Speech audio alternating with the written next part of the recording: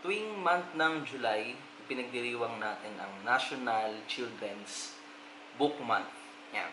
At kung ikaw ay interesado sa pagsulat ng kwentong pambata, o mahilig ka lang magbasa ng kwentong pambata, o ikaw ay isang ilustrador, nagdo-drawing, marami tayong makitang line-up ng mga events sa Facebook. No? Naunguna dyan yung syempre dun sa NBDB, sa Cultural Center of the Philippines, at iba pang individual organizations. Yun, no? Ako, siguro gusto ko lang magbahagi ng ilang mga nalalaman ko tungkol sa kwentong pambata. Yan. Hindi naman ko matagal na nagsusulat ng kwentong pambata. Sa totoo lang, recent ko lang din na discover o paano ba to? Nakatungtong dyan sa genre ng pagsulat ng kwentong pambata. Sa totoo lang, siguro para sa akin lang, no, yung kwentong pambata siguro yung isa sa hindi masyadong binibigyang pansin na form ng panitikan sa Pilipinas. Sa akin lang, sa aking sariling karanasan. Bakit? Kasi growing up, parang wala akong stage na dumaan ako sa pagbasa ng mga kwentong pambata, lalo na ng mga gawa ng mga Filipino authors. Nakapagbasa ako ng mga kwentong pambata, pero ito yung mga big books na pinapadala ng tita ko galing sa ibang bansa. Meron din kaming set dati ng Grimm's Fairy Tales, yung parang isang buong set siya ng mga libro. Okay, nakalimutan ko na yung mga title. Yung may giant, may cheese, basta yung tinitrick yung giant. Rumpelstiltskin, mga ganon. Yan, mga alam mo, Cinderella, Snow White. At yung mga main source talaga na nababasa ko talaga nun ay yung mga maikling kwento sa mga Filipino na textbooks tsaka English.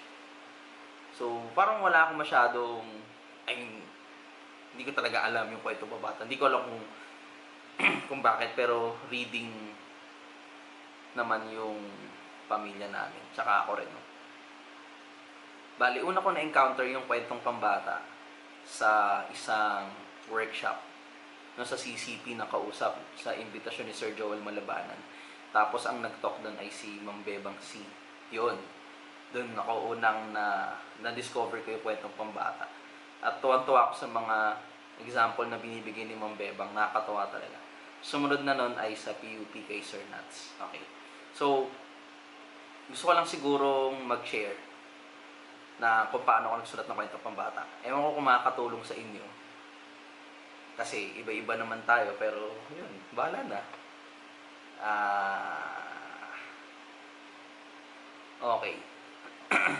Itong kwentong pambata pala, bilang teacher, kami ni Ma'am Anshirina, pinapagawa namin to sa mga estudyante namin sa senior high school, sa subject na pagbasa tungo sa pananaliksik. Hindi ko alam yung title, kasi ang haba ng title nung subject na yun. Pero dun sa subject na yun namin pinapagawa yung kwentong pambata. Pinapasulat namin sila, tapos ginugroup din namin sila according sa magdo-drawing. Kasi kailangan hindi lang kami kontento na nagsulat sila ng kwentong pambata. Gusto namin makapag-produce mismo sila ng physical copy ng libro na yon. So hinahati namin yung grupo sa magdo-drawing at magsusulat, magsasalin, at iba pang kahingian ng kwentong pambata. Pumapasok siya sa mga topics na tekstong deskriptibo at tekstong naratibo. Kung tama yung pagkakaalala ko. Okay, so isa sa mga project namin na gusto namin pinapagawa kasi kami mismo naaaliw sa mga kwento ng mga bata. So, ganito ko sinisimulan, no? Yung pagsulat, kung paano ako nagsusulat ng kwento pambata, yun din yung tinuturo ko sa kanila. Kung paano sila nagsusulat. Isa sa mga pinaka-importanteng natutunan ko ay yung binigay ni Ma'am Bebang, yung 8 hakbang sa pagsulat ng kwentong pambata. Matatagpuan nyo to sa kanyang blogspot, no, sa babeang.blogspot.com. Okay. So may 8 hakbang lang. Hindi ko lang kung naalala ko ng tama. Pero nung una, yung unang step, sa isang sentence lang, kailangan mong maisulat ang pangalan ng iyong tauhan. Okay? Pangalan ng iyong tauhan. Second sentence, ano ang kanyang katangian? Okay, katangian. Pangatlo, ano ang kanyang problema? Okay? Pang-apat, kailangan mong madetalye o ma-explain kung ano ang kanyang problema. Pang-lima, ano ang kanyang solusyon sa problemang ito. Okay. Pang-anim, kailangan mong i-describe kung ano ang maiisip niyang solusyon sa problemang iyon. Pang-pito, ano yung ending ng kwento dahil nalutas niya na yung problema. At yung pang-walo, ano yung pagdi-describe ulit kung ano yung magiging ending ng kwento. So, 8 hakbang lang.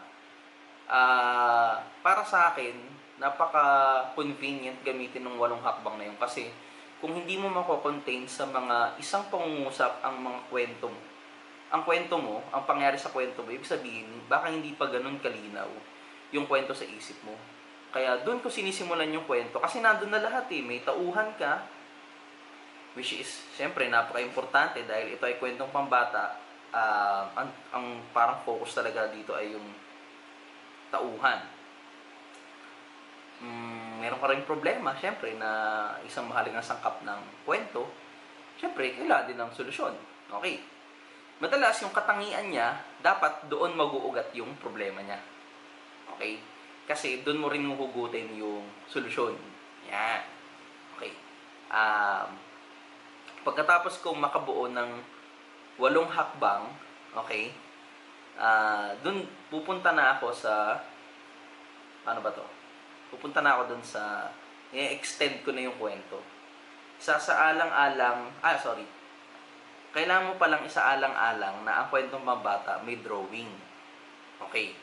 Hindi mo siya pwedeng isulat lang, as is lang, nang wala kang iniisip na drawing. Para sa akin ako, pag nag-iisip ako ng kwento, pag nagsulat na ako ng kwento pambata, inisip ko may drawing siya. Kaya siguraduhin mo na yung bawat detalye, bawat eksena, kumikilo siya doon. Maganda ring isipin ang kwento in panels. Ano yung panels? Okay. So, ito yon. Ito siguro, ito yon. Ito, isang buong panel to. Ibig sabihin, ito yung isang buong tagpo ng kwento. So, dapat, dito sa sequence na ito, merong action. Ngayon, pag lumipat ka, ibang action na yon. Okay? Ibang action na yon. So, sa ganung paraan ko, iniisip yung kwento ko sa step-by-step na proseso na yon. Next, may 8 step na ako. Sinigurado ko na may naiisip ko in drawing yung mga eksena na yon. Ang sunod kong gagawin, yung sequence treatment. Ayan. Yung sequence treatment na to, natutunan ko to, narinig ko to dun sa pagsulat ng script. Okay, sequence treatment. Pero pwede mo rin siyang i-apply sa kwentong pambata. Normally, yung kwentong pambata ay mayroong 13 hanggang 14 na panels. So, magandang isaalang-alang mo sa pagsusulat mo paano mo ikikwento ang iyong kwento sa loob lamang ng 13 hanggang 14 na panels. Balikan natin to, no? By the way, ito ay isa sa mga paborito kong kwentong pambata. Babalikan natin ito mamaya. Ang Barumbadong Bus ni, siyempre, no other than Rene Villanueva. Okay? So, panel 1, panel 2, panel 3, 4, 5, 6, and so on. So, paano mo siya ikikwento sa ganun? No, bawat lipat meron. Makita mo, no, ang konti lang ng sulat niya. Bakit? Kasi sa kwentong pambata, nagtutulungan yung sulat at yung illustration. Nagtutulungan sila. So, hindi siya kailangang wordy naman eh. Okay, kasi nga may drawing. At, nakalimutan kong sabihin, bago pala magsulat ng kwentong pambata, kailangan mong isaalang-alang ang iyong target audience. May hatian daw yan eh. No? 0 to 3 years old, syempre. Baka nga walang salita yun eh. 4 to 7 years old, yung mga isang linyahan lang. This is a dog. Parang ganun. ah 10 to 11. Hindi ko alam yung kategorya kasi hindi ko siya iniisip pag nagsusulat ng kwentong pambata. Pero, syempre, kailangan nyo isipin yon. Kasi whatever works for you. Sa akin, hindi ko iniisip yun. Kasi, wala, hindi ko iniisip yun eh. Um, so, 13 to 14 na pangyayari. So, ang ginagawa ko, yung 8 steps na ginawa ko nung una, i-extend ko na siya. Okay, 1 to 14. Ito yung example. Makita ko sa inyo.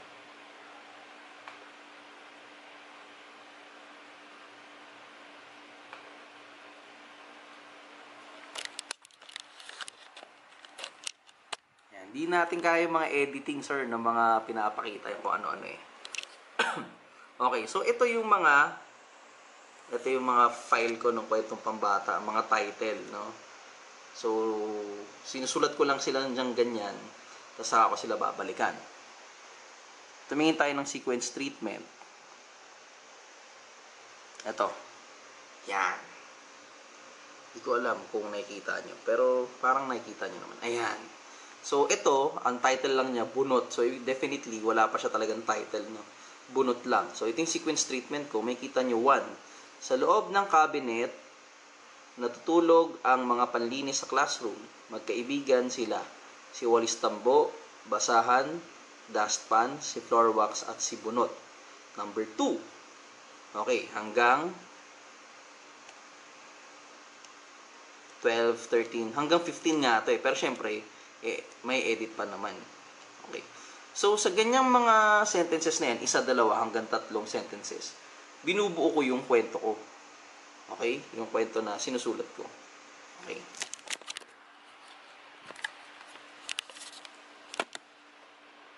Yan. So, again, from 8, i-extend ko siya ng 14. Okay. Kapag nabuo ko na yung 14 na yan, yung 14 na sequence treatment, yung 13 to 14, in that case ay 15. Okay? Under nung bawat number na yon, susubukan ko ng i-detalye kung ano yung pangyari doon. No? From introduction, isang sentence lang, syempre, papasukan ko na sa baba ng mga paragraph. Okay, kikwento ko na talaga siya. So, kasama na doon, syempre, yung dialogue, yung usapan ng mga tauhan, kasama na din doon yung paglalarawan ng setting. Okay? Madalas, yung kwentong pambata, kapag magpapasa ka sa mga publisher, 1,000 words yung minimum. Pero syempre, depende yan sa target age mo. Na again, hindi ko iniisip. Okay? Kasi para sa mga pang-eksperto lang talaga yun. No? Nakakita ko dati ng contest ng kwentong pambata na ang haba, 1,500 or 2,000 words. Baka super reader na yung mga batang target niya. No? Okay, so depende pa rin yun. And then tapos na. Meron ka ng kwentong pambata. No? Gusto ko lang siguro emphasize din na pwede natin gawin kasi to step by step. No? Huwag lang tira ng tira sa keyboard. Okay. Isang magandang payo na narinig ko kay Sir Eros, huwag kang haharap sa laptop o sa sulutan mo nung wala ka pang naiisip. So, maganda may naiisip ka na, pero yung naiisip mo na yun, paliitin mo muna. Okay? Kasi ang hirap naman magtrabaho ng malaki agad. Ang hirap niyang ipasok sa pagsusulat. So, maliliit muna, kaya natin yan. No? At interdisciplinary to, yung ganong klaseng tirada sa kwentong pambata. Pwede mo siyang i-apply sa kahit anong form pa ng pagsulat na ginagawa mo. Okay. Siyempre, kapag natanggap ka sa publisher at kahit mag-independent ka, magbabago pa rin yung sulat mo kasi nga meron tayong drawing. Papakita ko kayo ng mga gawa ng estudyante ko. Sa totoo lang, sobrang dami nito kasi ilang taong ko na itong pinapagawa eh. Pero dahil quarantine period, ito lang yung nauwi ko sa bahay. Okay, una ito. Yan. Tambourine. Ang kwento nito ay tungkol sa tambourine. Okay. So, inano lang nila to, no? Binind lang nila yan. Ayan, ring bind. Tapos yung papel nito ay vellum board. Pwede naman yung glossy.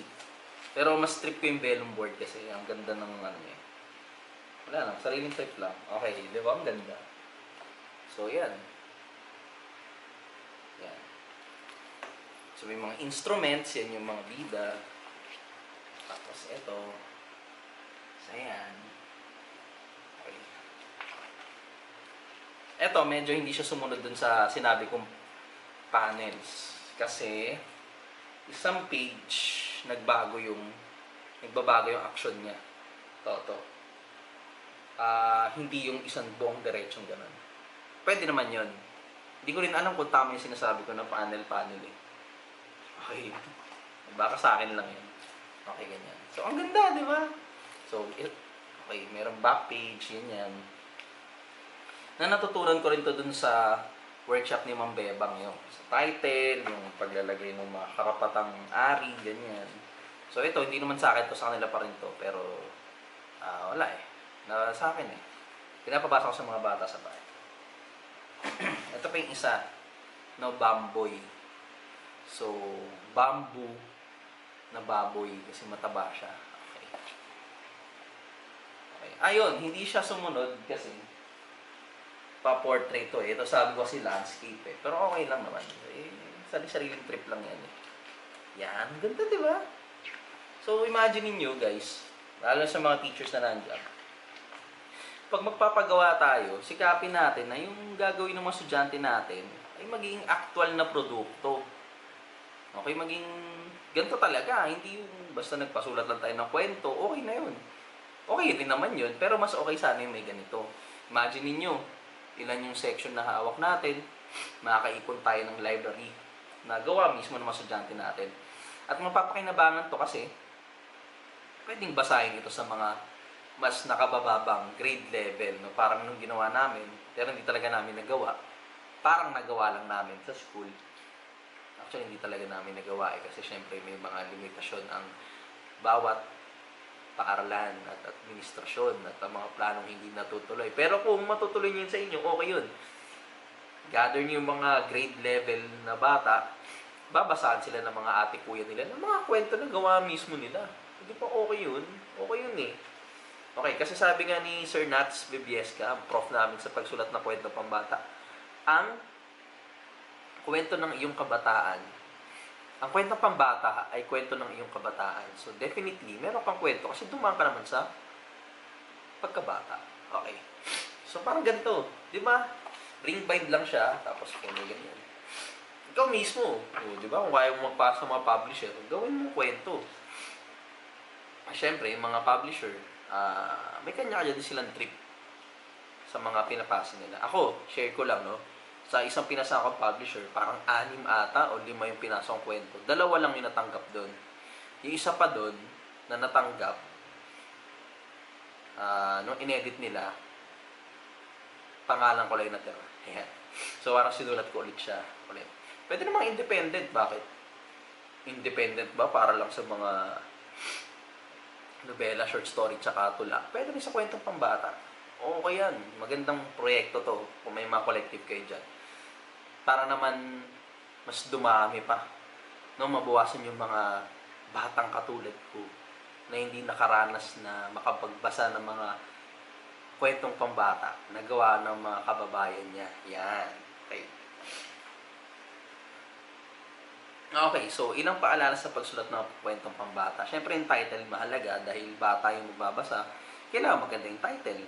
Okay, kaiga-igaya. Madalas dyan rhyming words, tsaka nakakatawa yung mga title na inuulit, no? Or minsan yung pangalan ay may kinalaman dun sa katangian ng bata. Isa sa mga pinakapaborito ko siguro kwentong pambata na ang nagkwento lang saan si Ma'am Anshe. Tapos nakita namin yung copy nito sa National Bookstore at saka ginugil ko. Yung Tiki Tiki Tembo no si Rembo.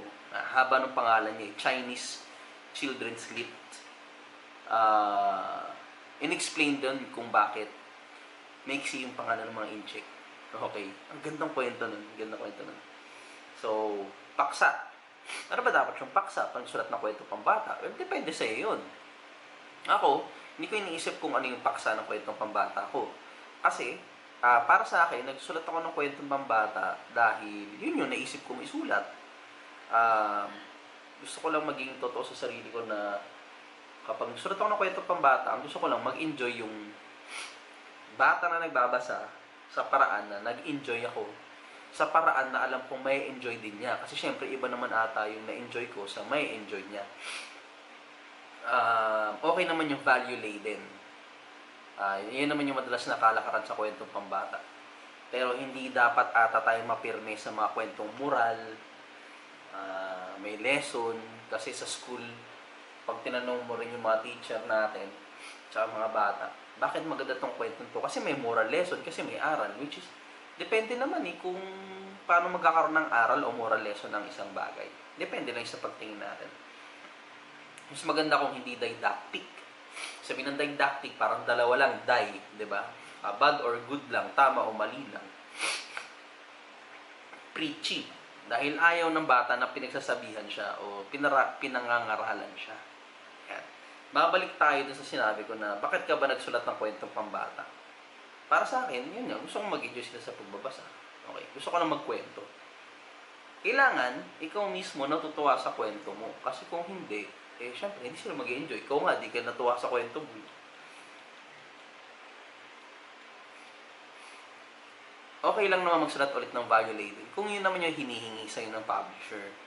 Mamaya sinabihan ka, yun yung kailangan. Hindi mo sinunod, hindi wala. Contest din, syempre. Kung yun yung hinihingi, hindi nyo ibigay mo. Ganun talaga eh. Pero kung sa'yo lang, pwede naman hindi. Yan. Ito, last na. Ito yung mga parang mga extra na naririnig ko lang sa tabi-tabi. No? Ito, narinig ko to kay Ma'am Bebang dati. Actually, hindi ko narinig. Nabasa ko sa post niya.